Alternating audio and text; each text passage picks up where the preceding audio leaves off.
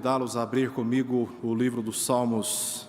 Leremos o Salmo de número 127. O texto da palavra de Deus diz assim: Se o Senhor não edificar a casa, em vão trabalham os que a edificam. Se o Senhor não guardar a cidade, em vão vigia a sentinela. Inútil vos será levantar de madrugada, repousar tarde, comer o pão que penosamente granjeastes. Aos seus amados ele o dá enquanto dormem. Herança do Senhor são os filhos, o fruto do ventre seu galardão. Como flechas na mão do guerreiro, assim os filhos da mocidade. Feliz o homem que enche deles a sua aljava. Não será envergonhado quando pleitear com os inimigos à porta. Vamos orar mais uma vez? Pai, com toda submissão, nós recorremos a Ti em oração para Te suplicar que, através da exposição da Tua palavra, o Senhor fale a cada um de nós, nos convencendo quanto às instruções da Tua palavra para o contexto familiar. Nós apresentamos ao Senhor as nossas necessidades e as confiamos nas Tuas mãos, pois sabemos que Tu és o único Deus rico em misericórdia, e é capaz de fazer tudo o que lhe apraz, segundo a Tua boa vontade. Oramos por isso, Senhor, em nome de Jesus, o nosso Salvador. Amém. Meus irmãos, este momento de quarentena prolongada que estamos vivendo, tem afirmado para cada um de nós aquilo que já sabíamos, o quanto somos frágeis em todos os aspectos. Não apenas no tocante à nossa saúde, não apenas no tocante às nossas economias, não apenas na estabilidade dos nossos empregos, mas especialmente no tocante à nossa fé e nas nossas relações familiares. Não bastando a grave crise sanitária que estamos atravessando, somada com uma grave crise política, tudo o que estamos vivendo neste período de quarentena e de luta contra a contaminação deste vírus, no mundo todo, não apenas no Brasil, tem exposto o drama de muitos casamentos e também de muitas famílias. Na relação dos pais com os filhos e também dos filhos com os pais. E eu não tenho nenhuma dúvida que este é um momento pertinente, necessário, para que examinemos a nossa vida no contexto familiar sob a luz da palavra de Deus. O salmo que acabamos de ler é um salmo conhecido, dentre 15, chamado de Cântico de Romagem, que literalmente significa canção da subida. Os salmos de romagem, eles foram compostos com a finalidade dos peregrinos, quando iam para a cidade de Jerusalém, cantarem todos eles. A cidade de Jerusalém está a mais ou menos 750 metros acima do nível do mar. Então, os peregrinos iam cantando de várias partes do mundo, como que subindo níveis e graus até chegarem ao seu objetivo, que era o templo que se encontrava em Jerusalém. E eles cantavam esses salmos com atitude de alegria, de ações de graças, rememorando as obras do Senhor na história e reafirmando a sua fé nele. Este salmo, além do Salmo 72, foi composto por Salomão. Salomão foi o terceiro rei em Israel, um homem conhecido na história pela sua sabedoria. No entanto, olhando para o final da sua história, para o final da sua vida, vamos descobrir que Salomão, ele agiu de forma muito precipitada na construção da sua própria casa e, no mesmo contexto, na construção do templo. Ele fez dívidas com Irão, dívidas altíssimas, e comprometeu terras na parte norte da Palestina, em face da necessidade de ter fundos para a construção do templo. Não bastando isso, Salomão se casou com a filha de Faraó, uma trama política para estabelecer paz com o reino que se encontrava bem próximo do reino de Israel. não só por esse casamento, mas também pelos seus muitos casamentos com estrangeiras, algo que Deus já havia proibido. E porque Salomão violou a palavra do Senhor, ele, no final da sua vida, viu que o seu reino se tornou em ruínas.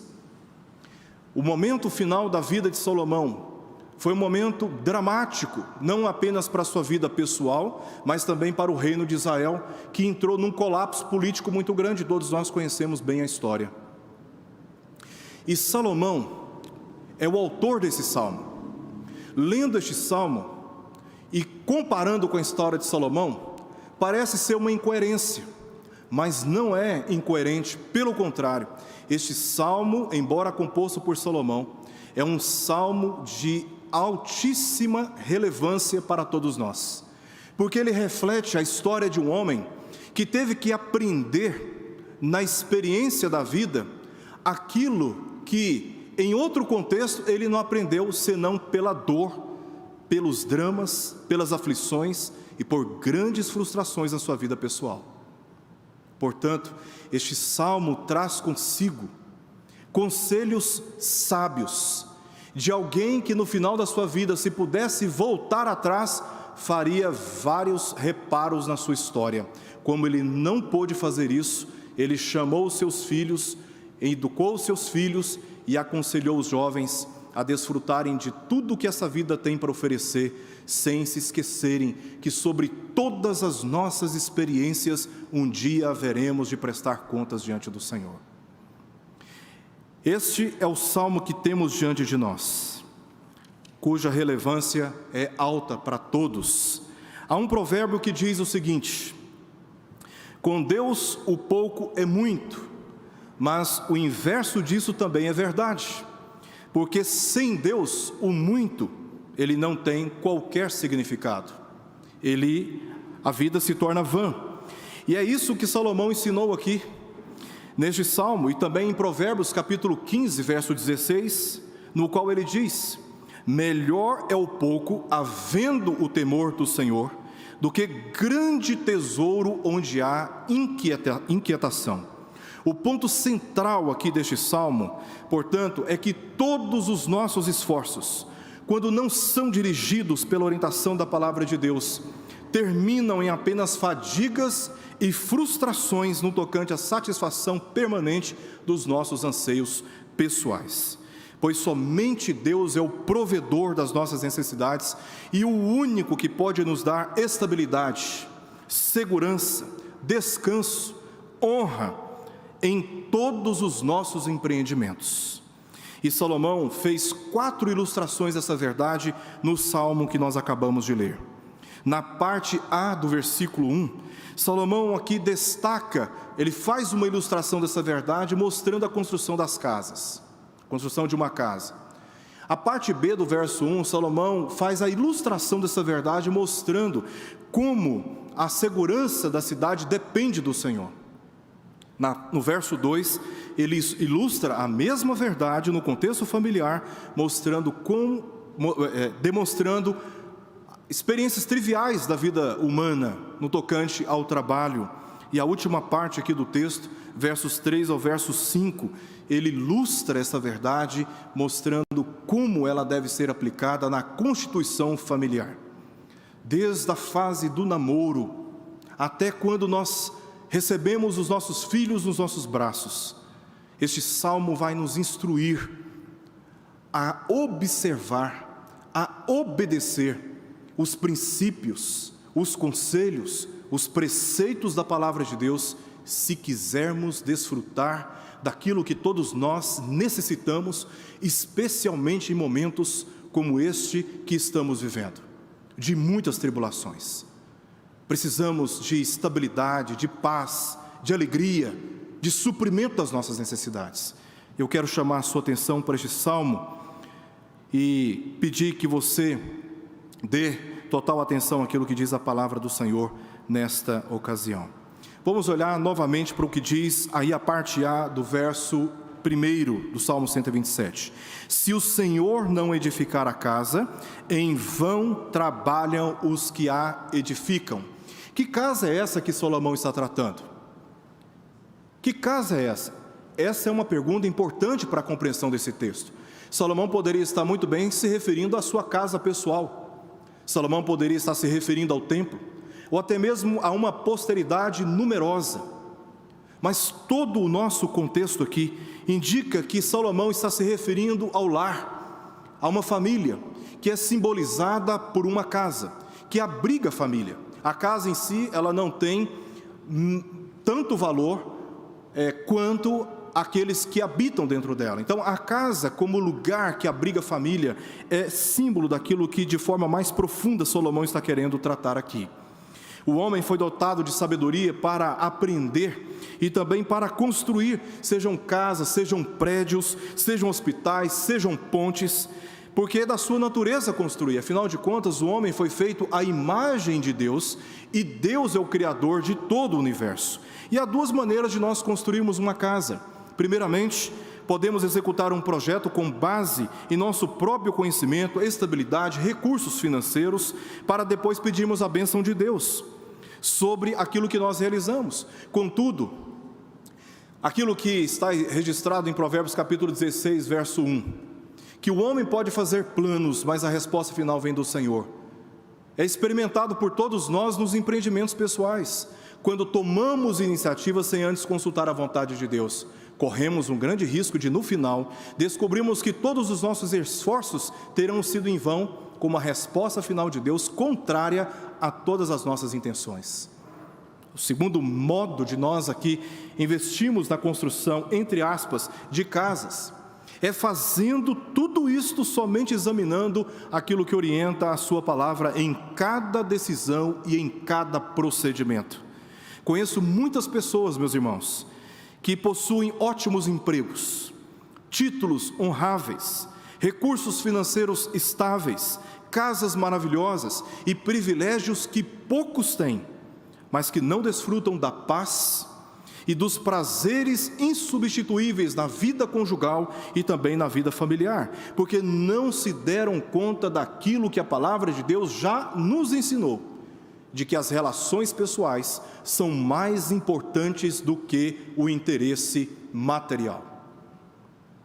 Por isso, é possível edificar casas, mas com pessoas dentro delas sem paz, por causa de relacionamentos destruídos pelo egoísmo, pelo desrespeito, pela infidelidade, por ofensas não tratadas, por chantagens das mais variadas, pela falta de perdão, dentre tantas outras experiências ruins, porque deixam de atender os conselhos da palavra de Deus. Por isso Salomão, nessa ilustração, ele diz: se o Senhor não edificar a casa, em vão trabalham os que a edificam. A segunda ilustração de Salomão está na parte B do verso 1, que diz assim: se o Senhor não guardar a cidade, veja bem, se o Senhor não guardar a cidade, em vão vigia a sentinela. Aqui Salomão continua refletindo sobre o contexto familiar, pois a cidade é constituída por famílias, elas são a base de todas as sociedades. Jerusalém, ela era conhecida como um centro da nação de Judá. Sua história revela o quanto constantemente aquela cidade foi alvo de invasões inimigas e até mesmo de destruição. E todas as vezes que isso aconteceu porque o povo virou as costas para o Senhor, deixando de o adorar como o único e verdadeiro Deus, seguindo filosofias e tradições contrárias à verdade das Escrituras. E a insistência em uma vida de pecados foi causa de Jerusalém ter sido invadida pelos babilônios e os seus moradores terem sido levados ao cativeiro. Quando ela pensou que estava segura por causa da sua prosperidade e também por causa dos seus exércitos, logo, de modo tão rapidamente, Jerusalém se tornou em ruínas, assim como nós lemos no capítulo 1 do livro de Neemias.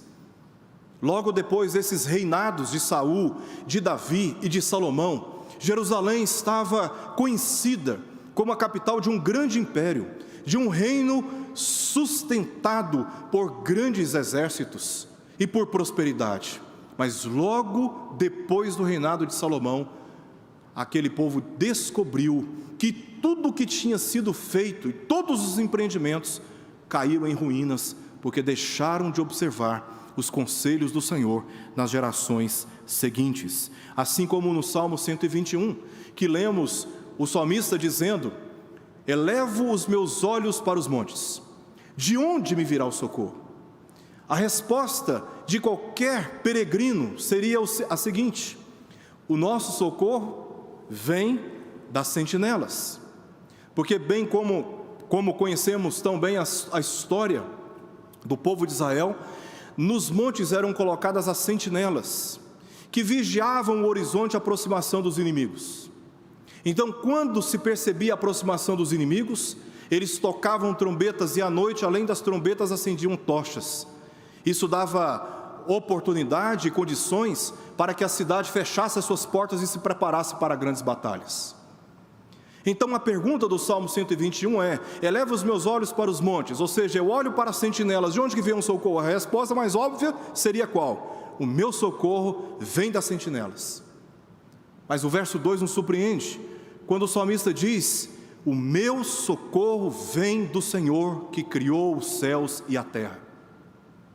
Porque, como o Salmo 121, Salomão deixa muito claro aqui neste salmo, que se o Senhor não guardar a cidade, em vão vigia a sentinela. Porque toda a nossa segurança não está no homem, muito embora o homem seja usado pela maravilhosa graça de Deus para nos acudir em tempos de aflições. O nosso socorro vem do Senhor. O seu socorro vem do Senhor. É nele que você encontra consolo. É nele que você encontra estabilidade. É nele que você encontra cura. É nele que você encontra sabedoria para as decisões mais difíceis. E Salomão descobriu isso a duras penas, de que se o Senhor não guardar a cidade, a sentinela vigia em vão. A sentinela vigia em vão. E Jesus ensinou isso, inclusive, para os discípulos, em Mateus capítulo 6, verso 13, quando ele disse o seguinte para os discípulos: vocês devem orar, adorando a Deus, e depois de adorar a Deus, vocês podem considerar suas necessidades pessoais. Primeira necessidade pessoal, aquilo que é básico, o pão nosso de cada dia. Segunda necessidade pessoal, que nós sejamos perdoados nos nossos pecados. Necessidade de natureza espiritual. Terceira necessidade que Jesus ensinou os discípulos a apresentarem a Deus através da oração: e não nos deixes cair em tentação, pois teu é o reino, o poder e a glória para sempre.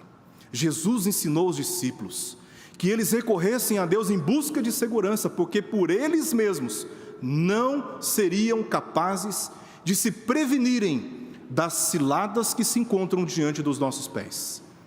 Nós até achamos que somos capazes de cuidar de nós mesmos, da nossa casa, da nossa família, dos nossos filhos, do nosso casamento, das nossas contas, do nosso emprego, mas na verdade nós não somos capazes de cuidar de nós mesmos. E bastou um vírus que nem pode ser visto a olho nu para fazer com que eu e você reconheçamos, ou pelo menos nos lembremos, o quanto dependemos do Senhor. E não foi em vão, sem sentido, que Jesus disse aos discípulos: recorram ao Pai e peçam ao Pai que Ele livre vocês das tentações. Voltando, Salmo 121, o Senhor é o guarda de Israel, que não permite que os nossos pés vacilem, porque soberanamente só o Senhor sabe o dia de amanhã e é capaz de desviar os nossos pés de entrarmos numa grande armadilha.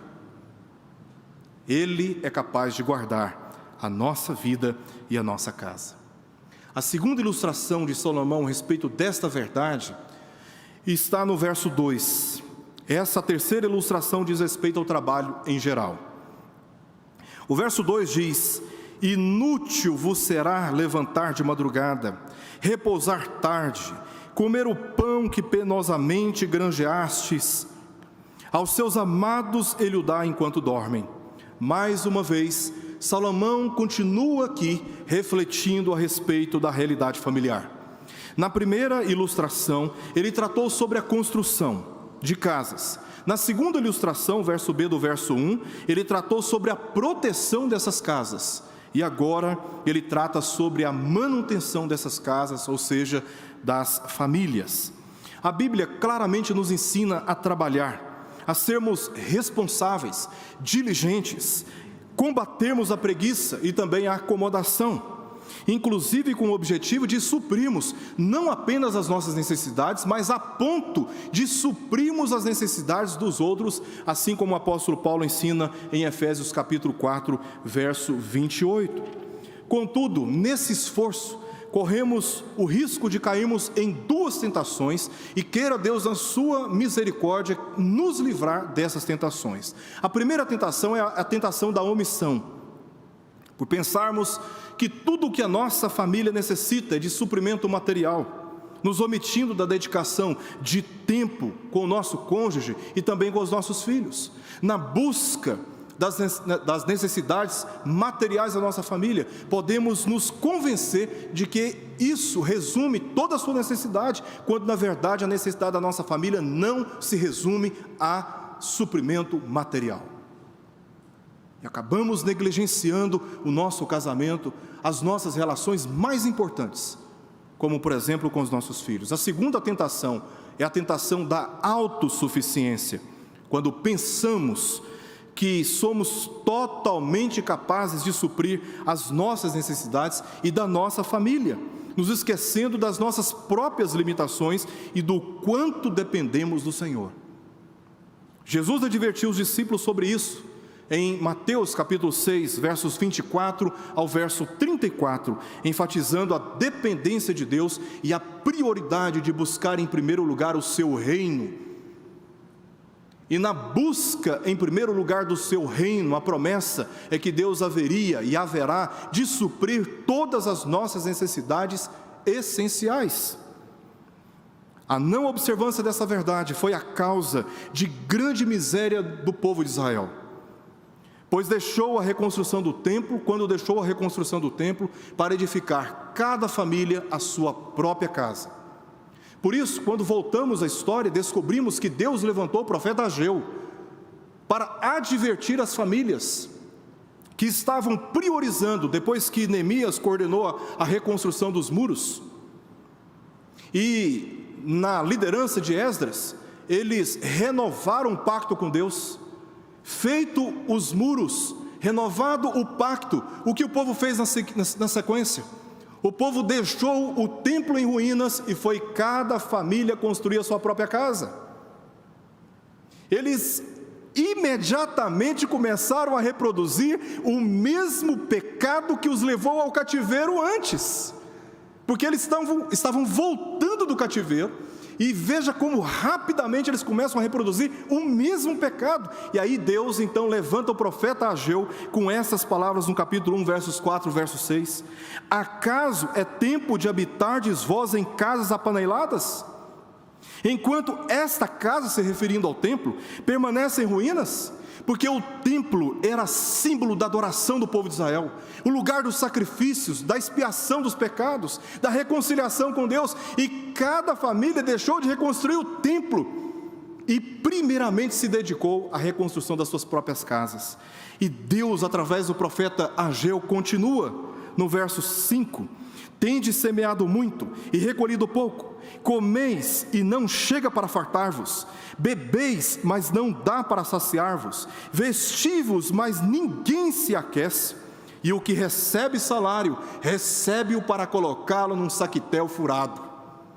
Trabalha, é muito esforço, é muita dedicação, muitas horas de empenho, para no final descobrirmos que nada disso supriu permanentemente a nossa real e mais profunda necessidade existencial de estarmos na presença do Senhor e termos paz dentro do nosso casamento, dentro da nossa casa. O que Salomão está deixando claro neste Salmo 127 é que será inútil trabalhar em busca do suprimento das necessidades sem a consciência de que é o Senhor quem dá oportunidade, quem dá saúde, quem dá capacidade, quem dá proteção, quem dá sabedoria para conseguir tudo aquilo que nós necessitamos para o nosso próprio sustento. Ou seja, somente aqueles que dormem, como diz aqui no final do verso 2, aos seus amados Ele dá enquanto dormem. Esses que dormem são aqueles que descansam nesta verdade enquanto estão trabalhando e descobrindo que levantar de madrugada, repousar tarde e comer o pão que penosamente se esforçam para conseguir, vale a pena. Vale a pena porque eles percebem que não estão sozinhos. Vale a pena porque eles percebem que são capazes de, sem muitas horas de trabalhos cansativos, suas necessidades são supridas. Não por causa da sua habilidade, pela sua inteligência, pela sua estratégia do trabalho, é porque o Senhor abençoa aqueles que nele confiam. E também porque estes contam com a bênção e com o amor de Deus aos seus amados, Ele dá enquanto estão descansando. O Senhor é a base de toda a estrutura de relacionamento, em particular da nossa família.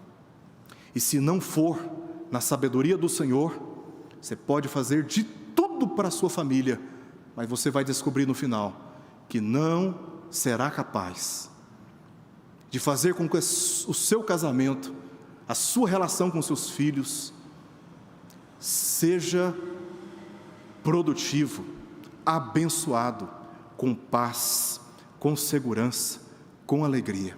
Você pode ter tudo em sua volta, mas se você não tem paz, todas as riquezas perdem o sentido.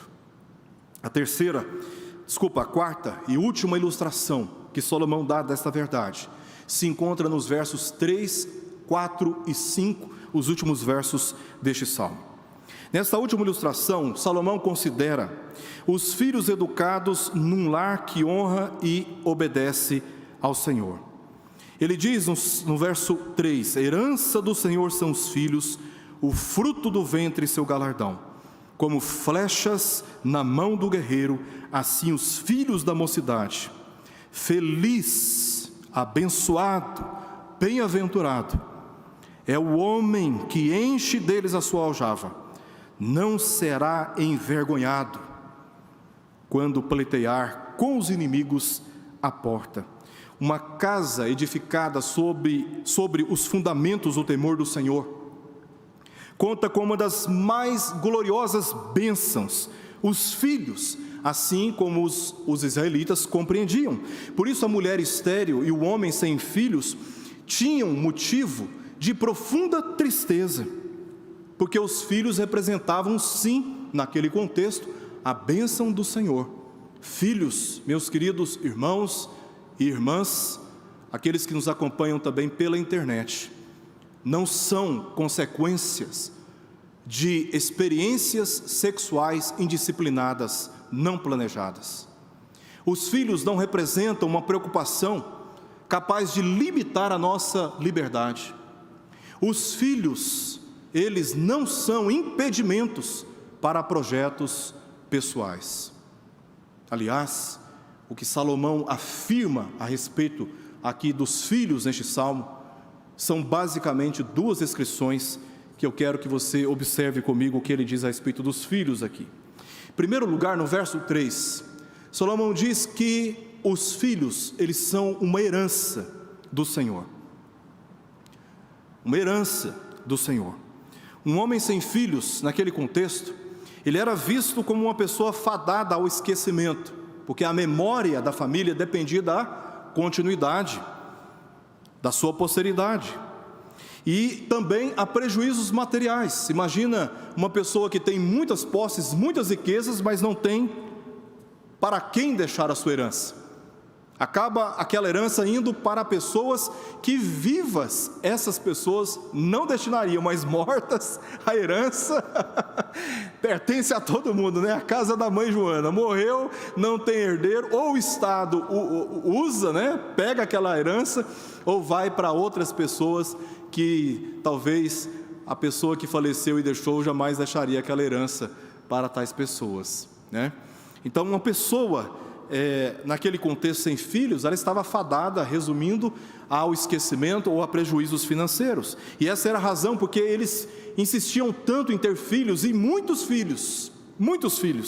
Na terra prometida, quando eles entraram, você encontra isso nos primeiros capítulos de Josué. Quando eles entraram, Josué, ele organizou a posse daquelas terras por famílias. E cada uma, então, passou a ocupar parte daquela terra. E a família, ela preservava a sua herança através das gerações de filhos. Eles preservavam as suas posses, as suas terras, a herança do Senhor como terra, através da continuidade familiar. Mas Salomão nos chama a atenção para algo ainda mais profundo aqui. Porque olhando para o contexto, eles entenderiam o seguinte, que a herança do Senhor é a terra, foi a terra que Deus prometeu, mas Salomão diz, não, a herança do Senhor não é a terra que vocês estão habitando, a herança do Senhor são os seus filhos, eles são os seus filhos, a herança que o Senhor deixou para vocês. Salomão chama a nossa atenção para esse fato, como diz aí no final do verso 3, os filhos, eles são o fruto do ventre, ou seja, eles são o seu galardão. Em outras palavras, eles são a sua recompensa. Você constrói, você edifica a sua casa sobre o fundamento da palavra de Deus, observando atentamente para a sua vontade, como bênção, como resposta, como recompensa da parte de Deus, é que Ele haverá de dar filhos. Segunda descrição de Salomão a respeito dos filhos aqui. Primeiro, os filhos são herança do Senhor. Eu sei que nem todos têm filhos, mas você que tem filhos, eu me dirijo especialmente a você. Os seus filhos são os bens mais preciosos que você tem na vida. Eu vou repetir. Seus filhos são os bens mais preciosos que você tem na vida. Não é o seu emprego, não é o seu rendimento financeiro, não são os seus interesses ainda não alcançados nessa vida. Os seus filhos são bem mais preciosos que Deus já te deu. E quando nós temos algo de muito valor, nós não deixamos de qualquer jeito, não tratamos de qualquer jeito. Nós zelamos, nós vigiamos, nós protegemos com toda a nossa vida. Pois bem, os filhos, mais uma vez, são os bens mais preciosos, pai e mãe que estão me ouvindo, que vocês têm. Segunda descrição que Salomão dá a respeito dos filhos, está no verso 4 e também no verso 5. Os filhos, eles defendem a família, honram a família e alegram os pais. Israel dependia de jovens preparados para defenderem os limites, as fronteiras do território de Israel.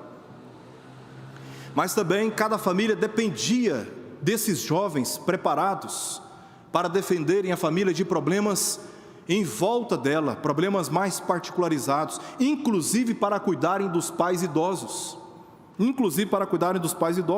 Por esse motivo, o homem que tinha muitos filhos, como o guerreiro que tinha a sua aljava cheia de flechas, era feliz, seguro e também honrado. Feliz o homem que enche deles a sua aljava. A maior recompensa não é o carro ou a casa, mas o relacionamento respeitoso e prazeroso desfrutado dentro de casa. É isso que importa para nós. Pouco antes de eu vir aqui, Estava com a minha esposa e os meus 2 filhos na garagem de casa, chupando a mexerica e batendo papo.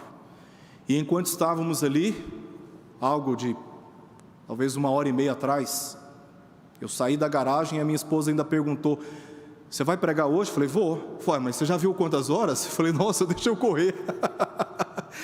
Enquanto estávamos ali na garagem, desfrutando daquele momento, eu estava pensando o quanto é prazeroso você ter uma família na qual você pode desfrutar de paz, na qual nós podemos desfrutar de paz. E com base, meus irmãos, em tudo isso que nós vimos por parte da palavra de Deus, eu quero deixar aqui alguns conselhos para todos nós, 3 conselhos. O primeiro conselho que eu gostaria de deixar para todos nós e para mim em particular: nossas vidas só podem experimentar da verdadeira felicidade e paz quando andamos pela fé em Jesus Cristo. Com base nessas 4 ilustrações que nós vimos aqui de Salomão a respeito da dependência que temos de Deus para conduzir as nossas famílias, as nossas relações pessoais, nós encontramos 4 palavras de Jesus a respeito de cada uma delas. Primeiro, a estabilidade da igreja, quando ele diz lá em Mateus capítulo 16, verso 18: edificarei a minha igreja e as portas do inferno não prevalecerão contra ela. Ou seja, a estabilidade da igreja, a estabilidade da família, depende desta revelação que na boca de Pedro Deus entregou, como o próprio Jesus disse: essa revelação não veio de carne e sangue, essa revelação foi o Pai quem te deu. E sobre esta revelação de que Jesus Cristo é o Senhor, a igreja é edificada e ela jamais pode ser abalada, porque somente o Pai e o Filho podem garantir a mim e a você, no contexto da nossa família, estabilidade. Jesus também fez referência a respeito da segurança, em João capítulo 14, verso 2, quando ele disse: na casa de meu Pai há muitas moradas, se assim não fora, eu vou-lo teria dito, pois vou preparar-vos lugar, e quando eu for e vos preparar lugar, voltarei e vos receberei para mim mesmo, para que onde eu estou, ou seja, na presença do Pai, estejais vós também. Vocês não precisam ficar atordoados, perturbados, ansiosos, porque eu estou indo preparar lugar para que onde eu estou vocês também estejam. Jesus está oferecendo aos discípulos não apenas estabilidade, mas também segurança. E ele também prometeu descanso. Aos seus amados ele dá enquanto dormem. Jesus fez referência ao descanso em Mateus capítulo 11, versos 28 ao verso 29, quando ele disse: vinde a mim todos os que estáis cansados e sobrecarregados. O pecado tem te sobrecarregado, o pecado tem te trazido aflições, dores, prejuízos, frustrações, desespero. Olhe o convite do Senhor Jesus para você nessa noite. Jesus disse: vinde a mim, vós que estáis cansados e sobrecarregados, e eu vos aliviarei. Tomai sobre vós o meu jugo e aprendei de mim, porque eu sou manso e humilde de coração, e achareis descanso para as vossas almas. Jesus também prometeu glória, alegria, prazeres. Em Efésios 5, verso 25 ao verso 27, Paulo reflete aqui sobre uma realidade de Cristo na relação com o seu povo. Cristo amou a igreja e a si mesmo se entregou por ela, para que a santificasse, tendo-a purificado por meio da lavagem de água pela palavra, para apresentar a si mesmo igreja gloriosa, sem mácula, nem ruga, nem coisa semelhante, porém santa e sem defeito. Cristo está trabalhando nas nossas vidas para sermos apresentados diante dele, perfeitos, íntegros, sem a mácula do pecado. Como disse o apóstolo Paulo, diante de Cristo, igreja gloriosa. E essas promessas repousam sobre todos aqueles que creem em Jesus Cristo e andam nos seus próprios passos. Trabalhe, faça a sua parte na vida, saia da mediocridade, enfrente os dilemas, acumule riquezas e bens, Liquide as suas dívidas, não acumule dívidas, trabalhe para liquidar as suas dívidas, mas saiba que se o Senhor não for a condição para tais satisfações, tudo se torna palha que o vento dispersa. Esforço temporal, conquista sem honra, serviço em vão. Segundo conselho que eu quero deixar para todos aqui, a começar de mim mesmo: comemoramos o Dia das Mães, hoje inclusive, comemoramos o Dia dos Pais, comemoramos o Dia das Crianças, mas essas datas, elas são pontuais, importantes para refletirmos na importância dos nossos pais, filhos, avós. Contudo, mais importante do que datas comemorativas é a convivência com todos eles no decorrer do ano. Eles são importantes, essas datas são importantes para demonstrarem o nosso apreço e o nosso carinho. Mais importante ainda é no dia a dia oferecermos tratamentos sinceros de carinho, de cuidado, de honra, de obediência, de perdão, de cooperação nas tarefas domésticas, priorizando os interesses deles, dedicando tempo, protegendo sua dignidade, respondendo com mansidão. E se você confia em Deus, não se omita de centralizar na sua casa a palavra de Deus através de cultos domésticos. Não se omita de centralizar na sua experiência familiar a prática das orações. E se você não tem feito isso, confie no Senhor, edifique a sua casa segundo os parâmetros da palavra de Deus, centralizando a palavra do Senhor na sua experiência familiar.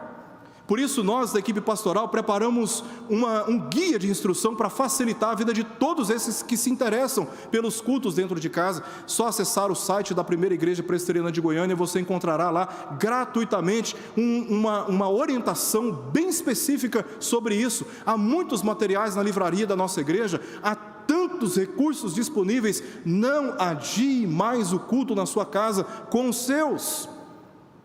Não procrastine mais na experiência da sua família a prática das orações insistentes. Mesmo quando todo mundo está de cara feia, ali, dobre o seu joelho com a sua família, ore, busque o Senhor. Se você quer edificar a sua casa e ver a sua casa experimentando de estabilidade, segurança, honra e manutenção, edifique a sua casa sobre os fundamentos da palavra de Deus e não negligencie a prática da oração. Se as relações com seu cônjuge ou com seus filhos estão quebradas, atente para os conselhos de Deus, confie nele e reconcilie essas relações ainda hoje. Não deixe para amanhã, hoje mesmo, saia daqui preparado para buscar a reconciliação com os membros da sua família. Se necessário, mude as suas rotinas diárias e prove para a família, a partir de hoje, que a valoriza e está pronto para se dedicar a ela como nunca você se dedicou antes, fazendo o necessário para que essas relações sejam mais bem harmonizadas, ou mais bem harmoniosas e mais tementes a Deus. Afinal de contas, nós vivemos para agradarmos a Deus mediante a fé. E se não for assim, estamos caminhando rumo a esforços inúteis e vãos, embora sejamos capazes de colher alguns benefícios na vida terrena, não somos capazes de colher frutos para a vida eterna. Se estava pensando em divórcio, você que está enfrentando crises graves no seu casamento, eu quero te dizer em nome de Jesus: divorcie desta ideia e prove para as pessoas em sua volta que um casamento restaurado é mais glorioso do que um casamento arruinado. E tome os passos, contando com a assistência pastoral dos nossos presbíteros e dos nossos pastores, que estão preparados para te aconselhar biblicamente nas mais particulares situações que você está vivendo neste momento. Mas lute pelo seu casamento, lute pela sua família e faça isso para a glória de Deus e para o bem da sua própria vida. Em último lugar, nossos governos são frágeis e incapazes de nos oferecer estabilidade e segurança permanentes. Precisamos aprender a honrar as nossas autoridades, a obedecê-las, mas sem nos esquecer que governos humanos são governos falíveis, porque só há um governo justo e firme, o governo de Deus. Não nos iludamos com os governos humanos, mas nos empolguemos e nos alegremos olhando para aquele que detém o verdadeiro poder sobre todas as coisas, o Criador das nossas almas, aquele que está sentado no seu alto e sublime trono. Se o Senhor não edificar a casa, se o Senhor não guardar a cidade, não recompensar os que trabalham, se Ele não fizer isso, se Ele não nos atender nesse sentido e não abençoar a nossa descendência, estamos e estaremos perdidos. Nunca deveríamos menosprezar as orações a favor das nossas autoridades, mesmo quando nós não gostamos, não concordamos e não apoiamos as suas tendências ideológicas, politicamente falando. Não deveríamos negligenciar as orações pelas nossas autoridades.